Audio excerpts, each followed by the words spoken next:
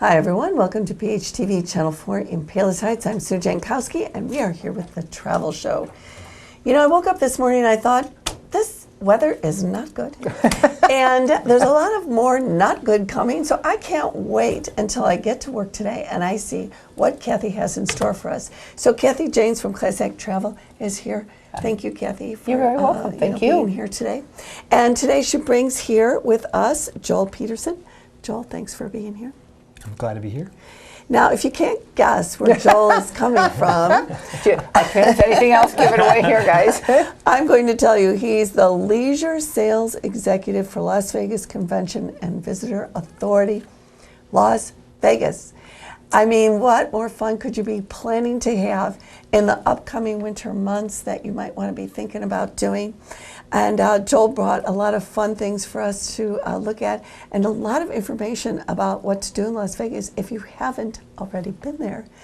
And if you have been there, you know that it's a great place to go and visit and have a lot of fun. So, Joel, thanks for coming here today and telling us about some things. I think, too, Las Vegas, you and I were talking before the program about how things kind of keep changing, really, in Las Vegas. So if you've been there, you might not have been there, done that, the lately thing. For sure. So, Joel, I guess, why would we go back to Las Vegas? You know, some people like to gamble, but some people don't like to gamble. What kinds of things would you recommend as a leisure sales executive? Great start. So Las Vegas has changed so much over the last several years, and a big part of that is the gaming side of the destination has changed, meaning that people are not coming to Las Vegas solely just to gamble anymore, whereas 20, 25 years ago, that really was the reason people were coming. Mm-hmm. So we've had to evolve so differently as a destination, and we've made big investments in the entertainment side of the destination. And when I say that is, you now have these headliner residencies that are coming to Las Vegas. From the names of Lady Gaga, we just signed Kelly Clarkson for residency starting next year. Shania Twain is coming to Las Vegas starting in December next month. We got some staples though, Rod Stewart, Reba McEntire.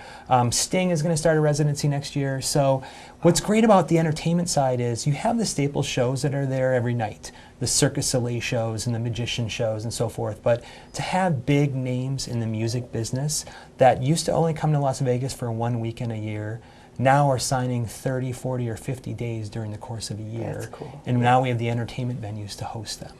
So investment-wise that people are making to come to the destination is they're all in on the music side. They're all in on going to the celebrity chefs that are quite abundant now throughout the destination.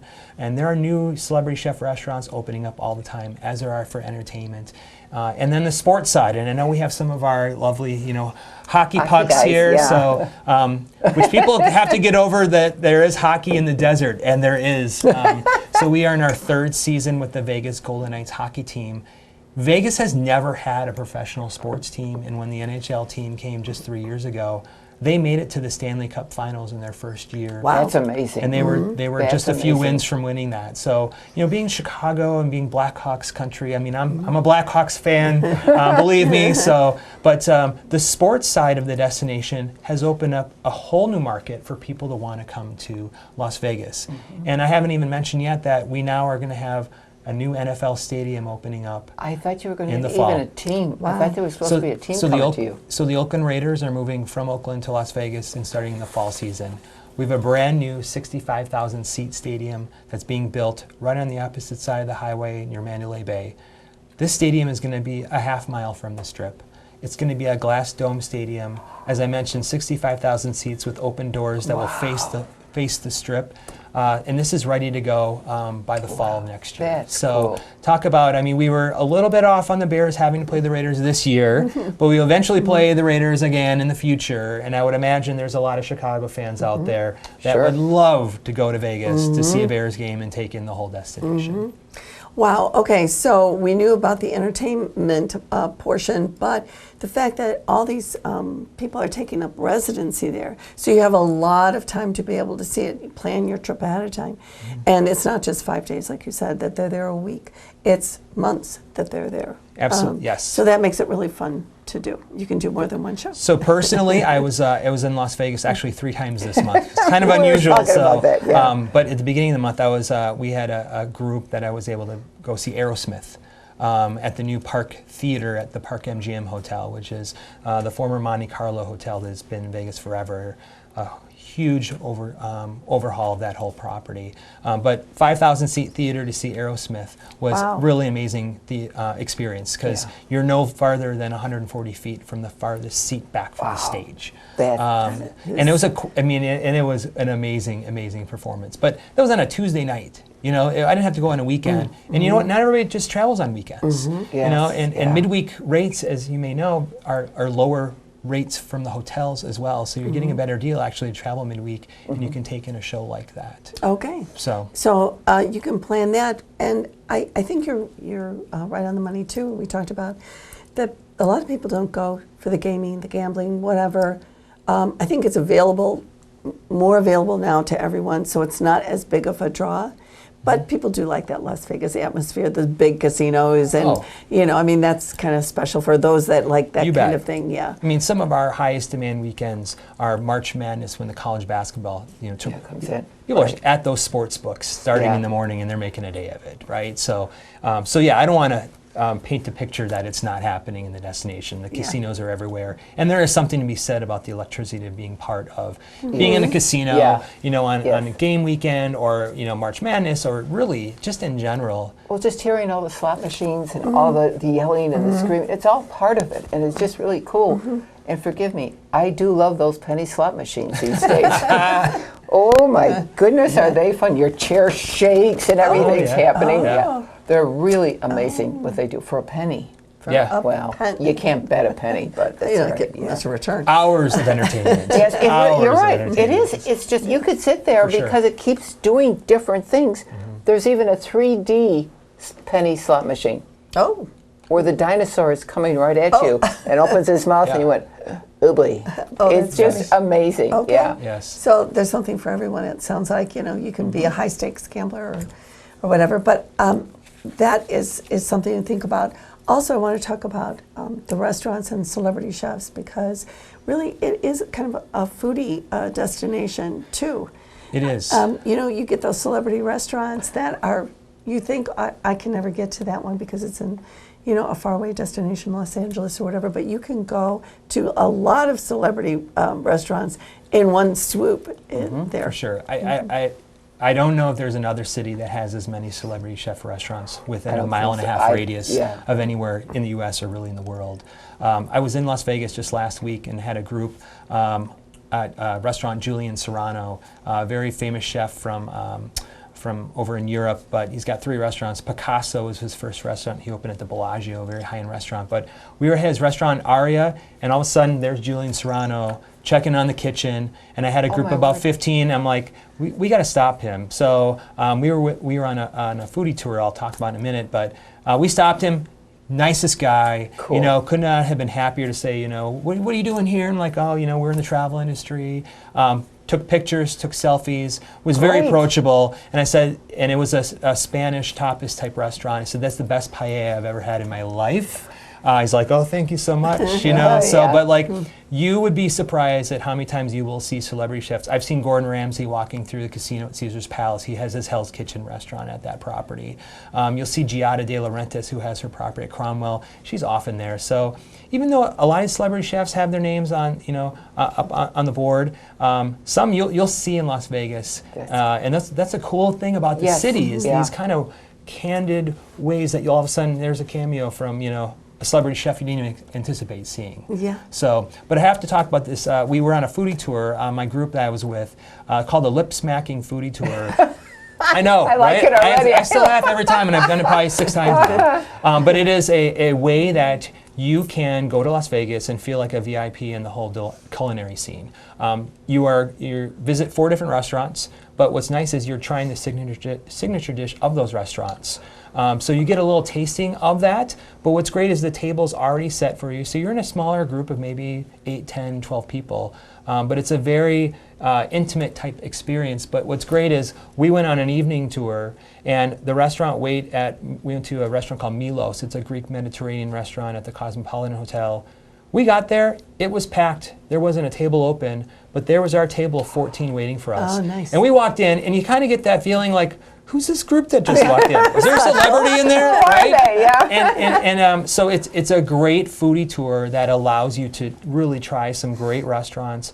But we added a helicopter tour at the end of our foodie tour. So we did a helicopter tour of the Strip at night.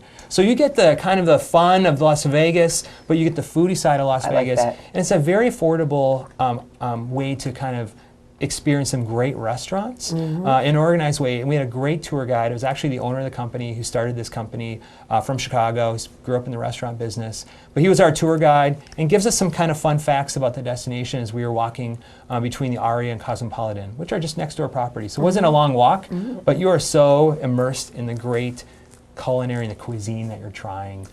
cool. It's really a great tour. So that is something our viewers could look into, is doing one of these foodie kind of tours. Absolutely, it's something, a Okay. tour We that could- Kathy yeah, we could could certainly set book it up for for them, sure. anybody, for sure. Okay, because that's something different too.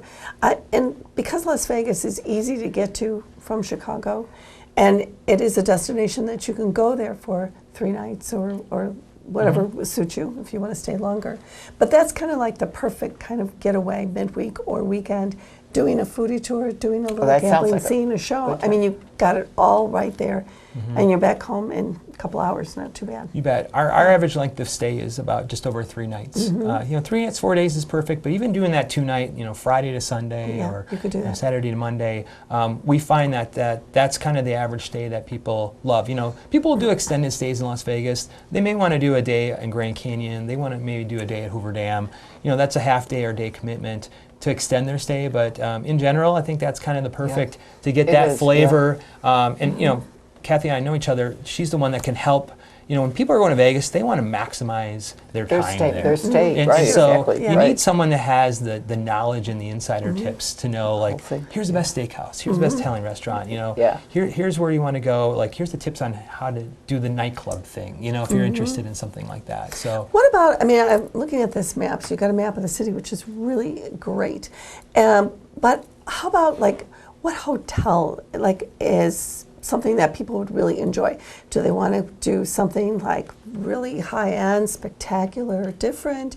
Do they want to do something like mainstay that they've seen, Caesar's Palace or something? Or do they want something more economical? How do you even decide what you want to do? I have a favorite, so I'm just going to throw this in here because I have a favorite, and it's fairly new. The Link. It used to be the Imperial Palace, and it's now the Link. This hotel, to me, was just perfect as far as I was concerned. They have the gambling, they allow smoking, of course, but they have a system where they pump in this fresh air that smells so good throughout the whole casino. So you never smell a cigarette. There's a great hotel up the escalator, if I get this right. A Hash House a Go-Go. yes, the restaurant, yeah. It is delicious. It was crowded, it was good, they were quick, they were very nice. The rooms are great. The rooms are big enough, they're clean, they're white, shiny. And Guy Fieri's restaurant is downstairs. Go get a burger. It was very nice. It's a clean, nice, middle of the strip kind of thing for anybody, really. Really. It's got a pool, and they do have stuff going on at the pool during the day. To me, it was perfect. It was great. It was a Okay. great location, great hotel. The people couldn't have been nicer.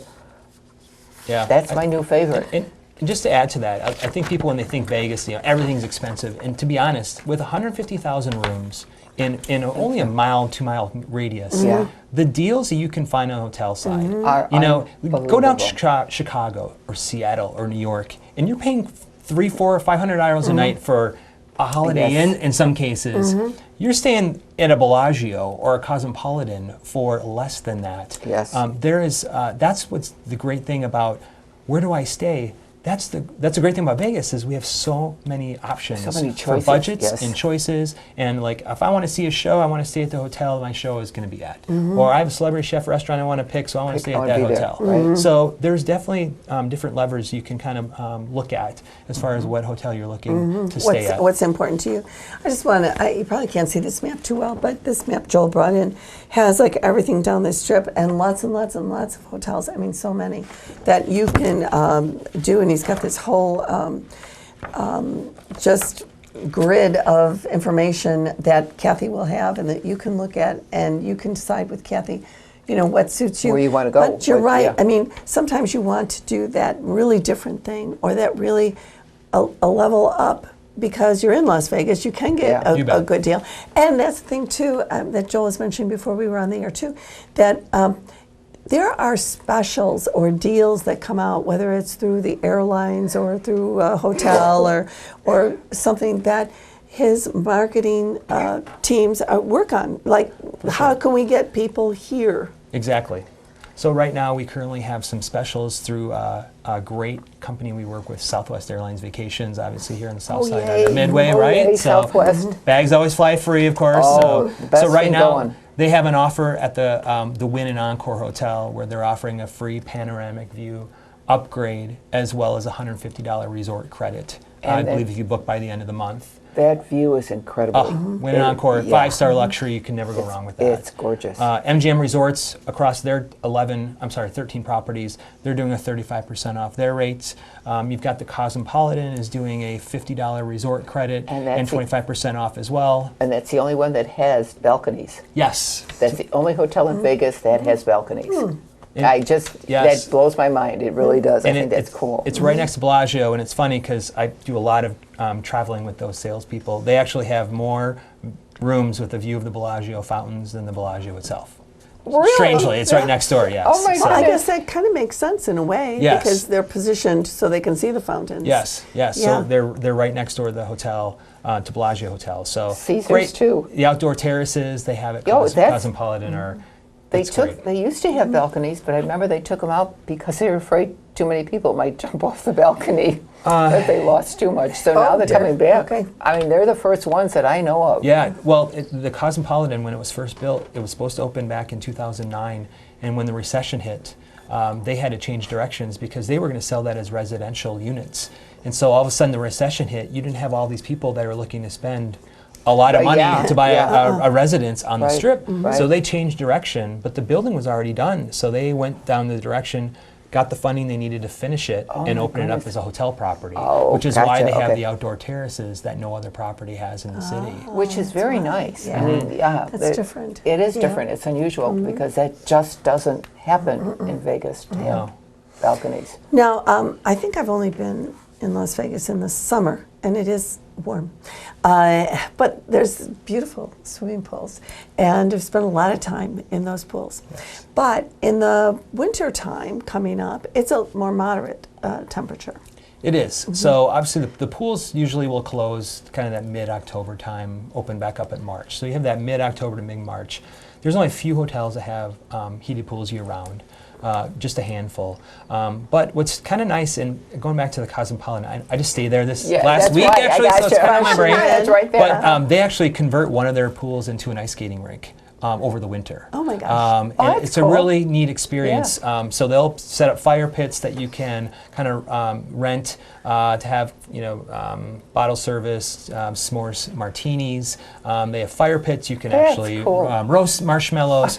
But to have an ice skating rink in Las Vegas, again, It's- kind of it's blows the something- mind. Like, yeah. we can, Really? yeah, we can if a city When can it come does up it, with that, we're going to come up with that, right? Yeah, that's cool. So there are winter activities, obviously, that the hotel offers as a kind of a unique amenity, but that's more of a popular time that folks may be visiting out in Red Rock Canyon, which is only about 20 minutes west of the Strip. Beautiful, beautiful area in that state park. Grand Canyon, Hoover Dam. So a lot of times people may not want to visit those state national parks in the summer when it's 110 plus. So the winter's actually a great time, kind of a lower season to enjoy some of the. People forget Vegas and Southwest Nevada, we are surrounded by state national Yes. parks. You can Yeah. go skiing 45 minutes away on Mount Charleston from the Strip. Yeah. It's a very unique landscape that we're in, and that people can take advantage of that during the winter months as well. I have a question for you because I'm getting rumors that there's new hotels being built out there. I can confirm that, yes, on television. So right now we have 3 new hotels under construction. 2 are on the Las Vegas Strip. Wow. One property called Resorts World Las Vegas will be an Asian-themed property, and that will be opening up across where Wynn and Encore are. That's going to be opening up in December of next year, and it'll be 3,400 rooms. And, the last time a major hotel opened up on the Strip was 2010. That just Wow. blows So my it's been, mind, it'll yeah. be a decade Yeah. since a major casino. And it was the Cosmopolitan, it was last open. That's the old Stardust Yes, area? so Okay. that's on the site where the old Stardust Hotel was. Okay. Another new property that will be opening up in 2022 is called the Drew Las Vegas. That will be up near where the Sahara Hotel is located. It'll be a 3,800 room property, but it's a joint venture with Marriott, meaning that Marriott will actually have floors within the hotel that will be branded as their high-end JW Marriott flagship. So they will have its own check-in area, its own pool. Oh, wow. So it'll be a different experience for people looking that are Marriott loyalists. Yes, right. That'll be the first kind of major Marriott property that's on the Las Vegas Strip. So Cool. it's a kind of a blended hotel in a hotel concept that currently exists in Las Vegas.